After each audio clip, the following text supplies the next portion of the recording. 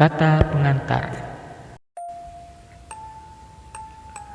Sepanjang pengetahuan saya, kasus pembunuhan berantai yang terjadi di Jepang pada tahun 1936, terkenal dengan nama pembunuhan zodiak Tokyo, adalah salah satu misteri paling aneh dan sukar dipahami dalam sejarah kriminal. Mereka yang terlibat dalam kasus ini bahkan tidak dapat membayangkan kejahatan semacam itu bisa terjadi, dan menemukan pembunuhnya atau para pembunuhnya diyakini sebagai sesuatu yang benar-benar mustahil. Catatan terperinci mengenai kasus tersebut telah dibuka untuk umum, dengan harapan bahwa misteri pembunuhan tersebut dapat dipecahkan. Novel ini dibuat lebih dari 40 tahun setelah kejadian, ketika kasus tersebut masih benar-benar menjadi misteri. Para pendengar mungkin ingin mencoba membongkar sendiri teka-teki ini, seperti halnya kami, teman baik saya, Kiyoshi Mitarai, dan saya sendiri berusaha melakukannya pada hari yang ditentukan itu, di musim semi tahun 1979. Saya bisa meyakinkan Anda bahwa saya telah menyertakan semua petunjuk yang diperlukan, petunjuk-petunjuk yang sama yang dulu harus kami teliti. Saya tidak menulis ini dengan niat untuk diterbitkan, namun saat tulisan ini mulai tersusun, saya harus mempertimbangkan kemungkinan bahwa seseorang akan menemukannya. Oleh karena itu, izinkan saya memulai dengan mengatakan bahwa meskipun dokumen ini berisi pesan dan wasiat, tapi tak dapat dihindari bahwa ini juga merupakan catatan mengenai kekaguman saya kepada wanita. Jika karya saya ternyata dianggap lebih menarik setelah kematian saya, seperti yang terjadi pada Van Gogh, saya berharap mereka yang membaca dokumen ini akan memahami harapan terakhir saya, dan hendaknya warisan saya akan terus dikenal hingga generasi-generasi mendatang. Heikichi Umizawa, Jumat, 21 Februari 1936. Pesan dan wasiat terakhir. Saya dirasuki iblis, roh jahat yang bertindak di luar kehendak saya. Ia memainkan tipuan keji pada saya. Saya menderita di bawah kendali si iblis. Tubuh saya sekedar boneka. Suatu malam, seekor remis besar, sebesar sapi, muncul di bawah meja saya. Hewan itu meregangkan kakinya, meluncur menyeberangi kamar saya, dan meninggalkan jejak lendir pada lantai kayu. Dan pada malam lain, saya melihat beberapa ekor tokek bersembunyi di kamar saya. Tubuh mereka dinaungi bayangan kisi-kisi. Saya berusaha membunuh mereka, tetapi mendapati bahwa saya tidak bertenaga. Pada suatu pagi musim semi, saya terbangun dengan tubuh menggigil hingga ke tulang. Iblis itu berusaha membekukan saya sampai mati. Seiring berjalannya waktu, masa muda telah meninggalkan saya. Demikian pula kekuatan fisik saya, membuat sang iblis semakin mudah merasuki saya. Celsus berkata, untuk mengusir setan dari tubuh orang yang kerasukan, kau harus membuatnya kelaparan. Jangan beri dia apapun selain roti dan air. Dan setelah itu, pukuli dia tanpa ampun dengan tongkat. Dalam ajaran Santo Markus, terdapat bukti-bukti yang menguatkan mengenai metode tersebut. Tuhan, kata seseorang kepada Yesus, aku membawa anakku yang kerasukan setan ke hadapanmu. Mulut anakku kerap kali berbusa, dan giginya beradu kencang, dan sekarang tubuhnya kurus kering. Pada masa kecil saya sendiri, saya menyadari bahwa saya kerasukan. Dalam upaya untuk mengusir iblis dalam diri saya mencoba segala hal yang bisa terpikirkan. Saya mendapatkan sekelumit informasi berikut ini dalam buku lain. Pada abad pertengahan, orang membakar dupa beraroma kuat di depan seseorang yang kerasukan. Ketika si pasien pingsan, mereka mencabut beberapa helai rambutnya, memasukkannya ke dalam botol, dan menutupnya. Tindakan tersebut diyakini dapat memperangkap setan, dan akal sehat si pasien bisa pulih kembali. Saya memohon pada teman-teman saya untuk mencobanya padaku, tetapi mereka mencerca dan menyebut saya tidak waras. Saya berusaha mencabut sendiri rambut saya, tapi rasa sakitnya membuat saya pingsan. Teman-teman yang menyaksikan menganggap saya gila atau epilepsi. Kau tidak dapat membayangkan apa yang saya alami. Saya sudah kehilangan seluruh harga diri saya. Saya begitu kewalahan, sehingga merasa saya sekedar singgah saja di dunia ini. Dalam tubuh saya, sang iblis mengambil bentuk sebuah bola, yang tentunya memiliki hubungan darah dengan bola histeris. Pada abad pertengahan, biasanya ia menetap di perut bawah saya. Terkadang ia merayap naik melewati perut dan kerongkongan, lalu memasuki tenggorokan saya. Ini selalu terjadi pada hari Jumat. Seperti digambarkan Santo Cyril, lidah saya membujur tegang, bibir saya bergetar, dan mulut saya mengeluarkan busa. Sang iblis meledak dan tawa, dan kuku-kuku ditancapkan ke tubuh saya. Belatung, ular, dan katak muncul di depan saya. Satu demi satu, mayat-mayat dan binatang tertatih-tatih mengelilingi kamar saya. Reptil-reptil basah merambati hidung, telinga, dan bibir saya. Baunya begitu luar biasa, hingga mendesis. Sekarang saya paham mengapa reptil digunakan dalam upacara-upacara sihir. Akhir-akhir ini serangan itu jarang terjadi, tetapi ingatan tentang hal itu tak pernah meninggalkan saya. Luka-luka saya yang keramat berdarah setiap hari Jumat. Saya mulai terseret dalam keagungan religius, seolah-olah saya adalah Catherine Cialina pada abad ke-17 atau Amelia Becherry dari Vercelli pada abad ke-13. Sang iblis tidak menaruh belas kasihan, terus-menerus mendesak saya untuk mematuhinya. Guna mencapai tujuan itu, dia telah menciptakan seorang wanita perkasa, seorang dewi, seorang Helen. Serangan sesak dan gangguan dari perut hingga ke tenggorokan dari Troya, atau mungkin seorang penyihir. Dia muncul pada malam hari dalam mimpi-mimpi saya, tempat tinggal segala bentuk sihir hitam. Saya mengkonsumsi tanaman obat, seperti yang diresepkan Plinius. Sebelum tidur, saya mengambil abu cecak, mencampurnya dengan anggur yang bagus, dan membalurkan ramuan tersebut di puting saya dan di atas jantung saya. Tapi tidak ada hasilnya. Saat dipermainkan seperti boneka, saya bermimpi tentang sang wanita sempurna. Saya terpesona oleh kecantikannya, kemampuan psikisnya, kekuatannya. Saya tahu saya tidak akan bisa melukisnya di atas kanvas.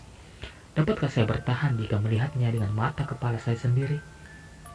Hasrat saya begitu menggebu, hingga perlahan-lahan membunuh saya. Saya dengan senang hati akan mengorbankan hidup saya yang sial jika sang wanita sempurna bisa menjadi kenyataan. Mengambil terminologi kimia, saya akan menyebut dia azot, yang artinya dari A ke Z, kreasi tertinggi daya hidup universal. Wanita itu memenuhi impian saya sepenuhnya. Berdasarkan pemahaman saya mengenai tubuh manusia, ada 6 bagian tubuh yang utama: kepala, dada, perut, pinggul, paha, dan kaki.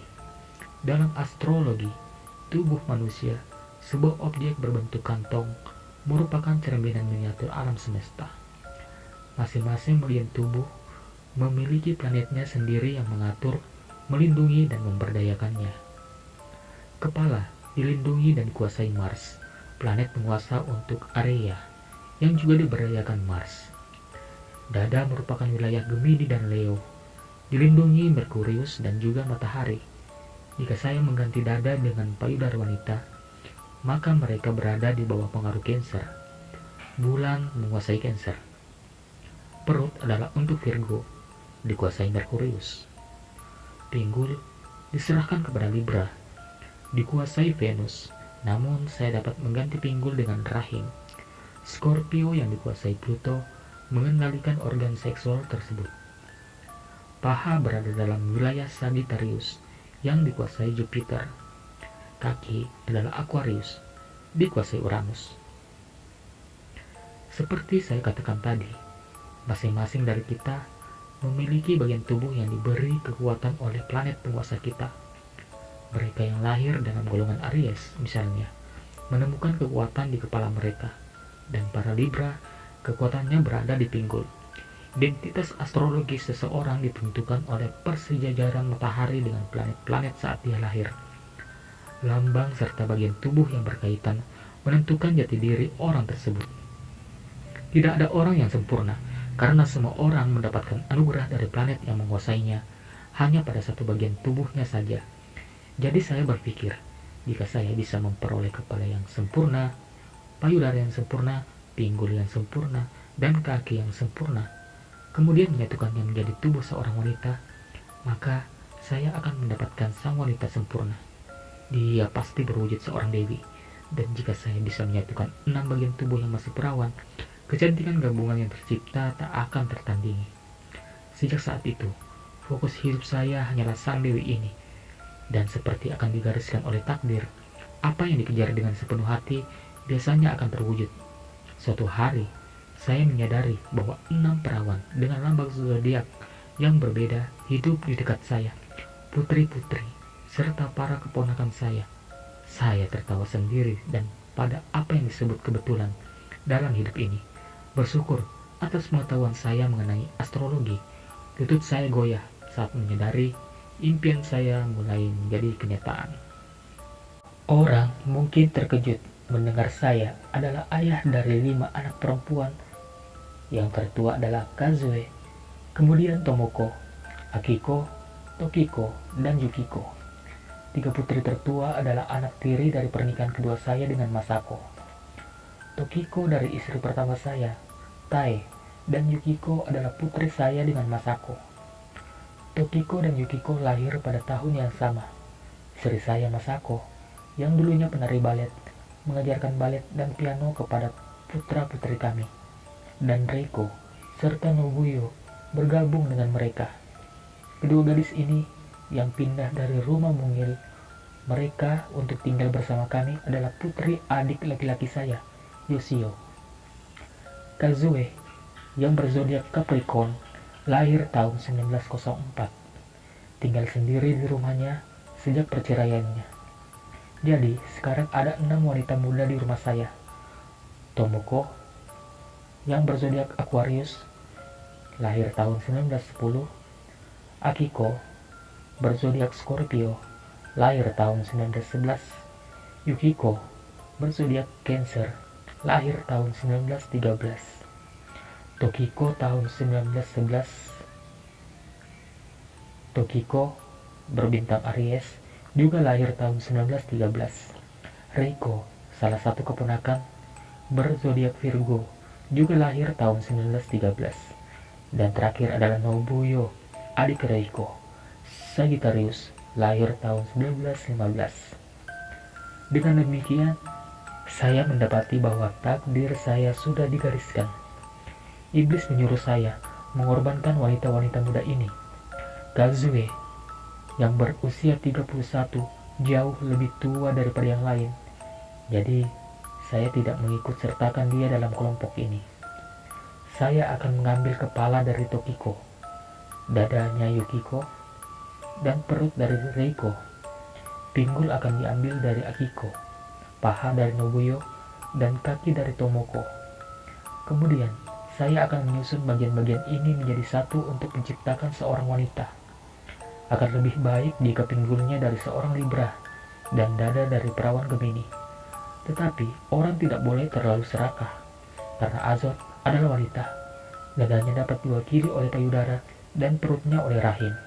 Karena sang iblis bermurah hati, saya tahu rencana saya akan berhasil.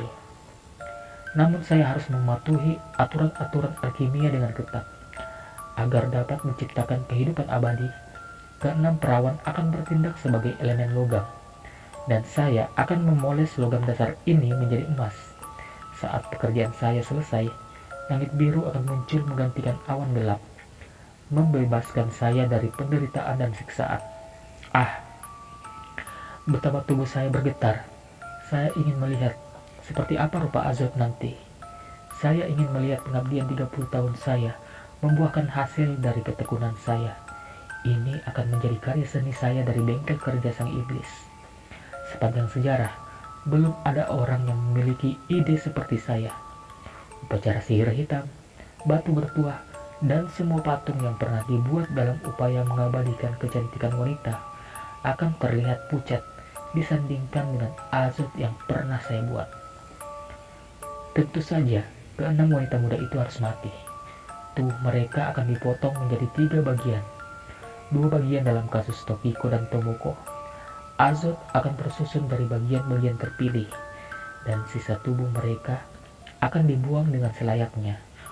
Wanita-wanita muda itu akan mati, tetapi bagian tubuh mereka akan hidup selamanya dalam diri Azoth. Seandainya mereka tahu mengapa mereka harus mati, saya yakin mereka akan puas dengan takdir mereka. Saya akan melanjutkan pekerjaan saya sesuai dengan prinsip-prinsip alkimia. Pertama, saya harus mulai bekerja ketika matahari berada di Aries. Tokiko yang menawarkan kepalanya adalah seorang Aries, maka dia harus dibunuh oleh es yang melambangkan Mars dan juga mewakili zat besi dalam kimia. Yukiko yang menawarkan dadanya adalah seorang Cancer, jadi dia harus dibunuh oleh yang melambangkan bulan atau sabit dan juga mewakili zat perak dalam kimia. Reiko yang menawarkan perutnya adalah seorang Virgo, jadi dia harus menelan 04 untuk mati. Simbol ini melambangkan Merkurius dan juga mewakili zat Merkuri dalam alkimia. Akiko yang menawarkan pinggulnya adalah seorang Scorpio. Planet yang menguasainya adalah PB, Pluto saat ini, tetapi saya akan mengikuti tradisi abad pertengahan, sehingga C akan dibutuhkan untuk kematiannya. Nobuyo yang menawarkan pahanya adalah seorang Sagittarius, jadi dia harus mati oleh D yang menggambarkan Jupiter dan juga mewakili zat timah dalam kimia. Tomoko yang menawarkan kakinya adalah seorang Aquarius yang memiliki Uranus sebagai planet penguasanya. Namun, pada abad pertengahan, Uranus belum ditemukan, sehingga tidak bisa digunakan. Jadi, Tomoko bisa mati karena H, yang melambangkan Saturnus dan juga mewakili zat timbal dalam kimia. Saya akan mencucikan tubuh mereka dan tubuh saya dengan campuran anggur dan bermacam-macam albu. Selanjutnya, saya akan memotong bagian tubuh yang diinginkan dari setiap wanita muda itu dengan gergaji tangan. Bagian-bagian ini akan dirangkai dengan hati-hati di atas pahatan salib kayu tempat saya akan menciptakan Azoth. Saya dapat menggunakan paku untuk melekatkan Azoth ke salib dengan cara yang sama seperti Yesus Kristus dulu. Tapi saya tidak ingin menimbulkan kerusakan akibat paku-paku itu. Tubuhnya akan saya hias dengan kadal-kadal kecil, seperti yang tersebut dalam ramalan Hiket. Kemudian, saya akan menyiapkan api tersembunyi. Hontanus menafsirkan istilah tersebut sebagai api sungguhan, seperti halnya banyak alkemis lain. Tetapi percobaan mereka gagal. Api tersembunyi, atau api yang terbakar tanpa berkobar, sebenarnya mengacu pada jenis garam tertentu dan lupa. Ke dalam campuran ini ditambahkan daging seekor domba, seekor sapi, seorang bayi, seekor kepiting, seekor singa, seorang perawat, seekor kalajengking, seekor kambing, dan seekor ikan. Semuanya lambang astrologi. Katak dan kadal juga akan ditambahkan. Dan saya akan menyiapkan semacam tungku yang oleh para alkemis disebut Atanor. Saya akan melakukan bagian doa yang tertulis dengan Philosophemena kuno dari Origen Santo Hippolytus. Viens infernal trestre et colesto bambo, geses de gran chemindes crefor, tuhi aportes la mire, gui marcelen fuit, enebi del mire ami at campane de la nuit. Campuran itu kemudian akan dipindahkan dari tungku dan disegel dalam sebuah telur filsuf. Ramuan ini akan diperang sampai menjadi obat mujarab. Dengan obat mujarab ini, setiap bagian tubuh akan melekat untuk membentuk tubuh yang satu menjadi kehidupan abadi Dan ketika sang wanita sempurna menampakkan diri, saya akan menjadi seorang yang mumpuni. Ini adalah magnum opus, mahakarya, dari apa yang disebut alkimia. Alkimia seringkali dianggap sebagai perbuatan sihir, meskipun tidak dapat dipungkiri bahwa alkimia memberikan sumbangan besar untuk kemajuan ilmu kimia. Seperti halnya astrologi menjadi dasar astronomi. Menurut saya, tidak masuk akal jika manusia memungkiri arti penting keyakinan para leluhur mereka. Tujuan yang ingin dicapai alkimia lebih mendalam daripada yang diperkirakan banyak orang saat ini. Alkimia berupaya memperlihatkan wujud fitrah sejati dari berbagai hal, seperti kecantikan teragung atau cinta teragung. Kesadaran kita cenderung didasarkan oleh kehidupan sehari-hari. Tapi, melalui proses alkimia, kita dapat menyucikan jiwa kita dan melampaui hal-hal duniawi. Tujuan alkimia yang sesungguhnya adalah penciptaan lingkaran abadi atau pembebasan alam semesta. Sejumlah orang pernah berusaha menciptakan emas dengan alkimia, tetapi kemungkinan besar ini dilakukan sebagai lelucon atau tipuan.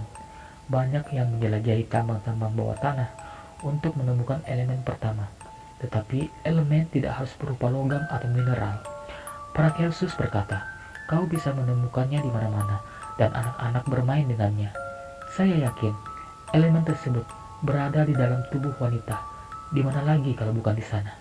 Saya sangat menyadari reputasi saya sebagai orang gila. Saya mungkin berbeda dari orang lain, tetapi itulah yang menjadikan saya seorang seniman.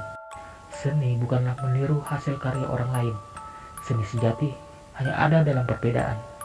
Meskipun akan lebih mudah, saya tidak pernah mau mengikuti jejak orang lain.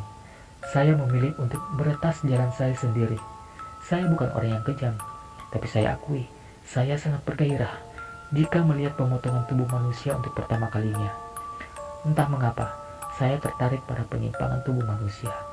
Saya senang melihat lengan yang patah, dan bagaimana otot-otot seorang pria sekarat mengalami perubahan. Saya berharap bisa memperoleh kesempatan untuk menggambar hal-hal semacam itu. Saya yakin banyak seniman lain yang memiliki keinginan sama dengan saya. Sekarang saya ingin menceritakan tentang masa lalu saya. Saya menemukan keajaiban astrologi ketika masih remaja. Saat itu, astrologi belum dikenal luas di Jepang, dan pria yang memperkenalkannya kepada saya adalah astrolog pertama di Jepang. Ibu saya mendengar tentang kehebatannya dan ingin meminta petunjuk darinya. Sebenarnya, saya tidak mau ikut, tapi ibu mengajak saya menemaninya. Saat menyaksikan peramal nasib itu beraksi, saya terpukau. Dia bisa melihat masa lalu seseorang sekaligus masa depannya. Saya takjub, dan beberapa waktu kemudian saya menjadi muridnya. Awalnya pria ini datang dari Belanda sebagai misionaris, tetapi dia dikeluarkan karena mengabaikan tugasnya. Sejak saat itu, meramal nasib menjadi pekerjaan utamanya.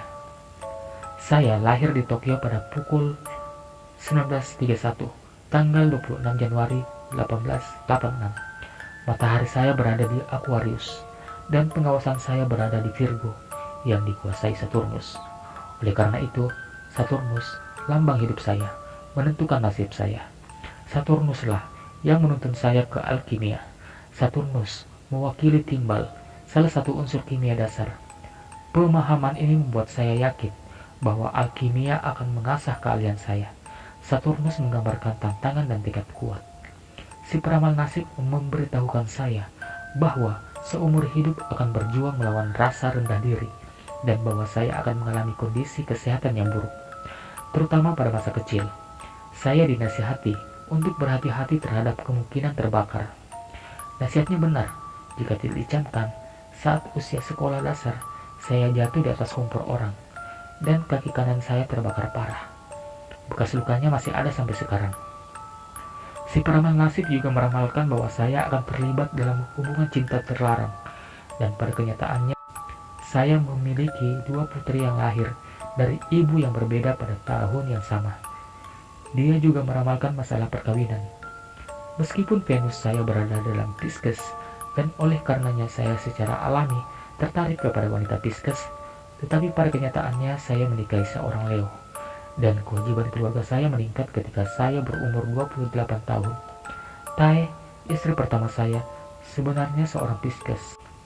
Saya tertarik melukis penari balet karena terpengaruh oleh Degas. Masako, seorang wanita yang sudah menikah, adalah salah satu model saya hampir dengan paksaan. Saya bercinta dengannya. Kami menjalin hubungan gelap, dan Yukiko lahir hampir bersamaan dengan waktu Tai melahirkan seorang putri. Saya menceraikan Tai dan mengambil hak asuh atas bayi tersebut. Tokiko kemudian saya menikahi Masako.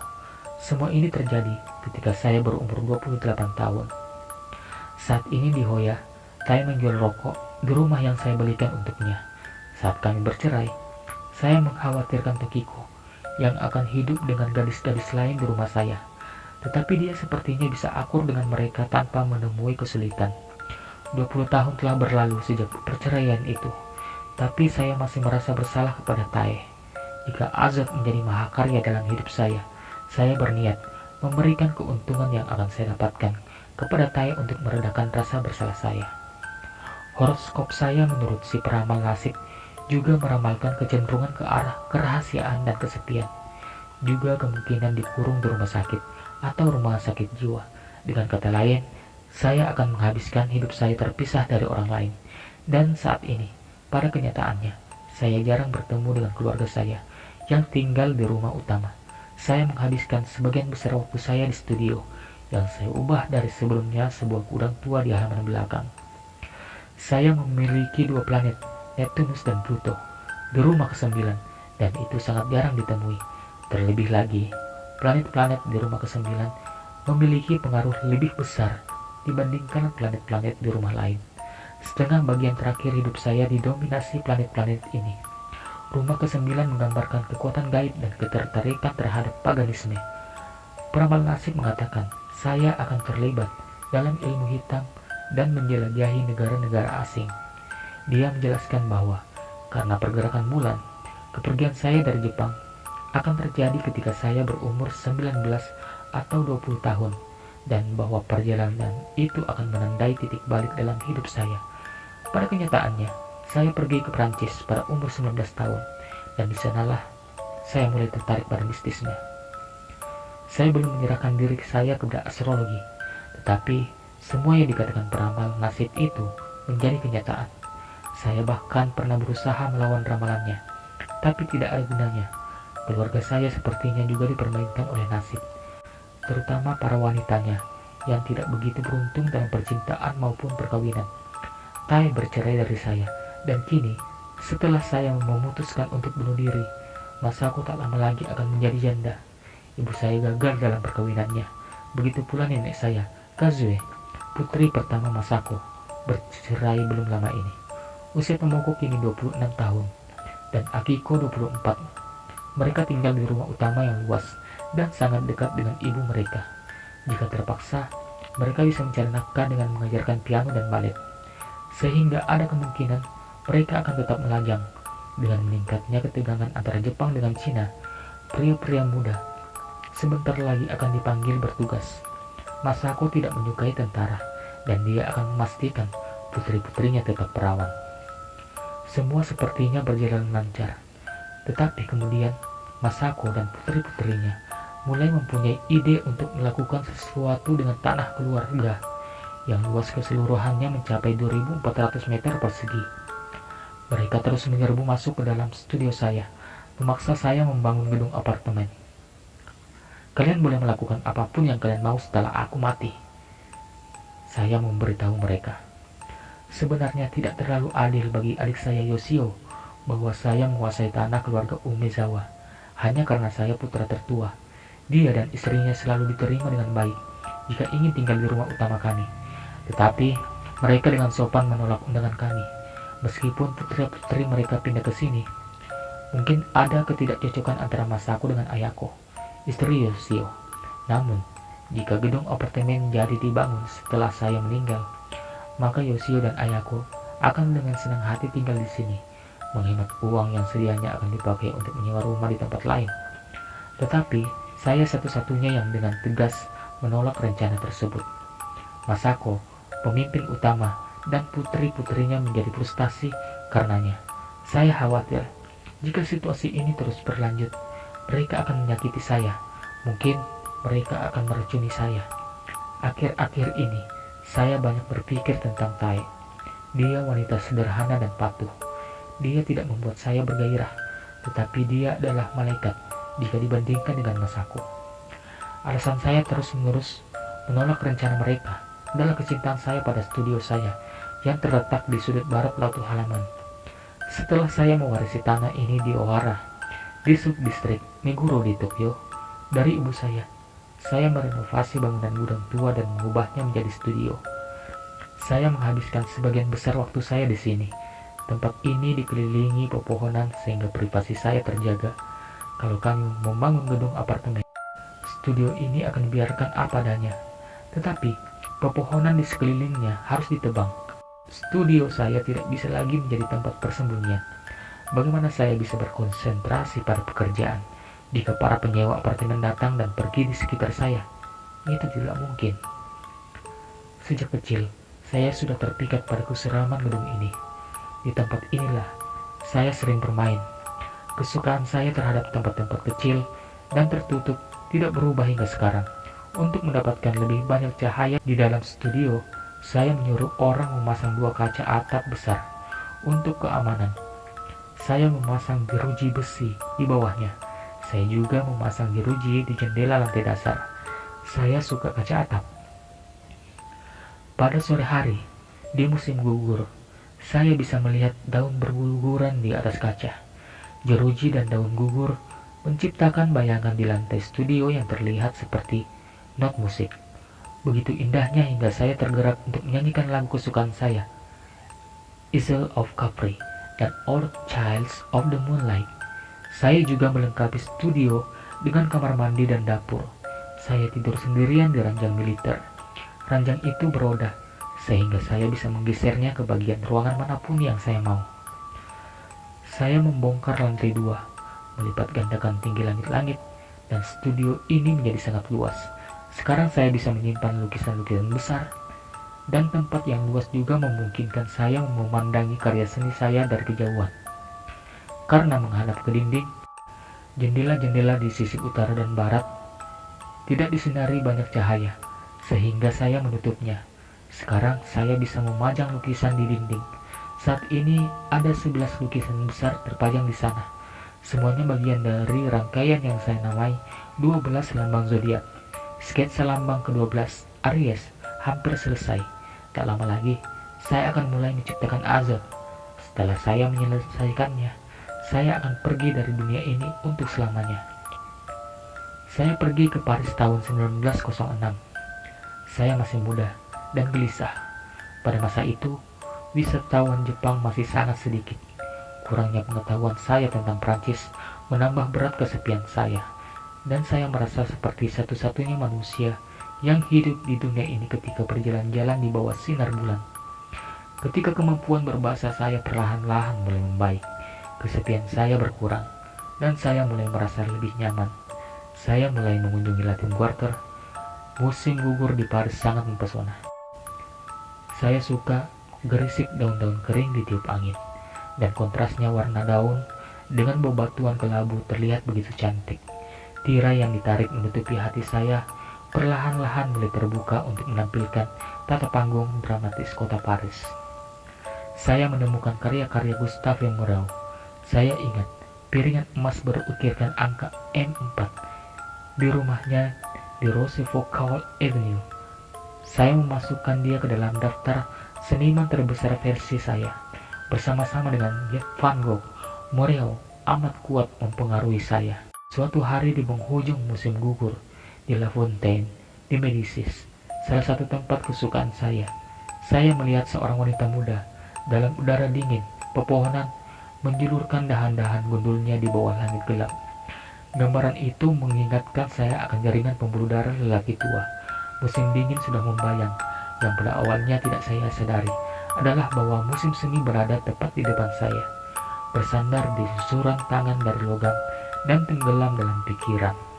Menyadari bahwa wanita itu juga orang Asia, saya berjalan menghampirinya. Dia tampak malu-malu. Saya mengenali sifat malu-malu yang sama seperti yang dimiliki banyak gadis Jepang. Tetapi saya tidak yakin Dia mungkin saja berasal dari Cina, namun dia terlihat lega melihat saya. Tak mau melewatkan kesempatan, saya berbicara dalam bahasa Prancis, mengatakan bahwa musim dingin sepertinya akan segera datang. On dirait gue, hiver arrive. Di Jepang, jarang sekali kami menyapa orang asing seperti itu. Tetapi, berbicara dalam bahasa asing membuat saya lebih berani. Wanita itu sepertinya tidak memahami perkataan saya. Dengan raut wajah muram, dia menggelengkan kepala dan beranjak pergi. Saya memutuskan untuk bertanya, apakah dia orang Jepang? Kimi wa nihon, jin desu ka? Dia berhenti dan menengok ke belakang, dan wajah murungnya berubah menjadi senyuman cantik. Seketika itu juga kami jatuh cinta. Nama wanita itu Yasue Tomita. Setelah itu, kami bertemu setiap hari, dan kesepian kami berubah menjadi kebahagiaan sejati. Pada musim dingin, selalu ada pedagang keliling yang menjual kastanya panggang di dekat air mancur. Caut caut, marung caut. Begitu teriakan mereka. Yasue dan saya sering membeli kastanye dan kemudian berusaha menirukan teriakan si pedagang, saling menubruk dan tertawa seolah-olah kami sedang mabuk. Yasue lahir pada akhir November di tahun yang sama dengan saya, tetapi karena saya lahir pada bulan Januari, dia hampir 1 tahun lebih muda. Dia juga pergi ke Paris untuk belajar seni, jadi dia pasti berasal dari keluarga kaya seperti saya. Kami kembali ke Jepang bersama-sama beberapa tahun sebelum Eropa dilanda Perang Dunia I. Saat itu, usia saya 23 tahun. Kami mengira kami akan menikah, tetapi rencana kami tidak terwujud. Kehidupan di Tokyo tidak sama seperti hari-hari romantis kami di Paris. Yasue mengisi hari-harinya bersosialisasi dengan teman-teman lama. Dan pada akhirnya, perhatian si gadis modern pun beralih dari saya. Selama beberapa waktu, kami tidak pernah bertemu. Belakangan saya mendengar dia sudah menikah. Sewaktu saya berumur 26 tahun, Yoshio mengenalkan saya pada Tai dan kami pun menikah. Yoshio kuliah di Tokyo Metropolitan University, dan dia bisa mengenal Tai karena wanita itu bekerja di sebuah toko kimono di dekat kampus. Meskipun perkenalan kami biasa-biasa saja, pada saat itu, saya langsung memutuskan bahwa saya akan menikahinya. Saya begitu kesepian setelah kematian ibu saya. Saya telah mewarisi tanahnya, jadi saya pasti terlihat seperti calon suami yang menjanjikan di mata Tai. Walaupun pada masa itu, kaum wanita tidak pernah membicarakan hal-hal semacam itu. Ironisnya, beberapa bulan setelah saya menikahi Tai, saya berjumpa dengan Yasue di Ginza, sedang menggandeng tangan putranya. Dia memberitahuku bahwa dia telah bercerai dan dia memiliki sebuah galeri kafe di Ginza. Dan coba tebak, dia berkata sambil menyeringai, namanya aku ambil, La Fon, dari sebuah tempat yang penuh kenangan, Taine de Medicis. Saya menjawab seketika, ya. Kami berdua tersenyum. Setelah itu, Yasue menjadi satu-satunya penjual lukisan saya. Hasil karya saya tidak banyak mendatangkan uang, tetapi Yasue selalu mendorong saya untuk menggunakan galerinya sebagai tempat pameran. Saya mengadakan beberapa pameran di sana, tetapi hasilnya tidak terlalu bagus. Menurut saya, itu karena saya memilih untuk tidak mengikuti kompetisi dan hanya sedikit penghargaan yang tercantum dalam riwayat hidup saya. Dan saya juga bukan pengusaha yang agresif. Saya melukis Yasue kapanpun dia mengunjungi studio saya, dan saya selalu menyisipkan lukisan-lukisan dirinya ketika berpameran di De Medicis. Yasue seorang Sagittarius, lahir pada tanggal 27 November 1886. Heitaro putranya, seorang Taurus, lahir tahun 1909. Kadang-kadang Yasue mengatakan saya adalah ayah Heitaro. Dia mungkin hanya bercanda, tapi bisa saja itu benar. Bahkan dia menggunakan huruf kanji Hei yang sama dari nama saya untuk nama putranya. Jika Heitaro benar-benar putra saya, maka semua itu memang sudah ditakdirkan. Saya bisa mengatakan bahwa selera seni saya cukup